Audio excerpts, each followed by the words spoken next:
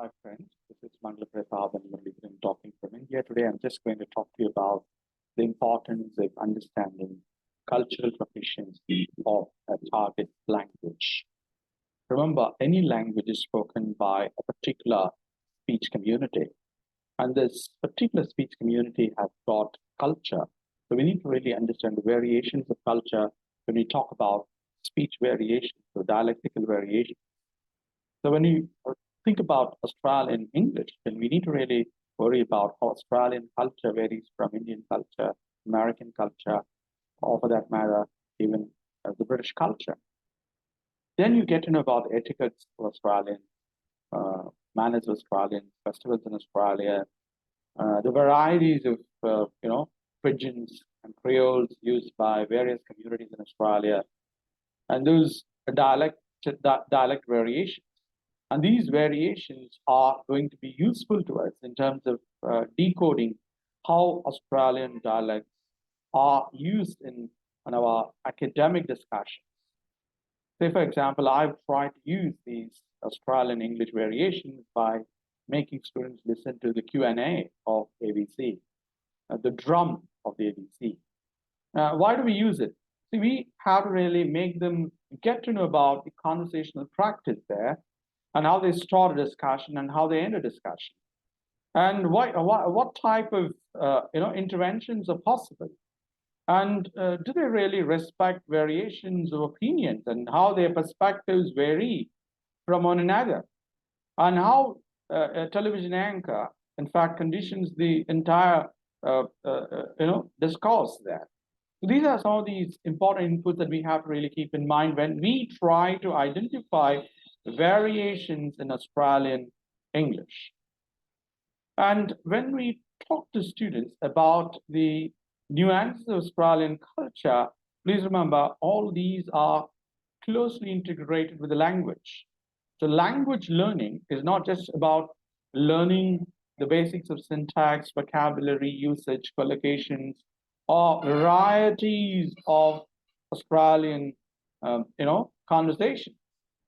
And it is also about decoding the linguistic framework of Australian speech community and how they are distinct and unique, and what kind of cultural interfaces are feasible. So please remember, there is an integration of culture with the varieties of language being used by people across the globe.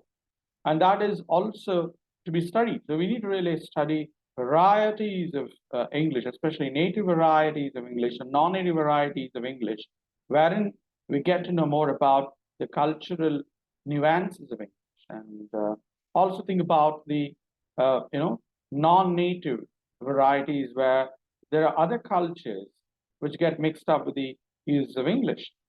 So we have to be a little more careful about teaching non-native speakers by looking at the cultural variations of native speakers and non-native speakers and how language could be adopted there.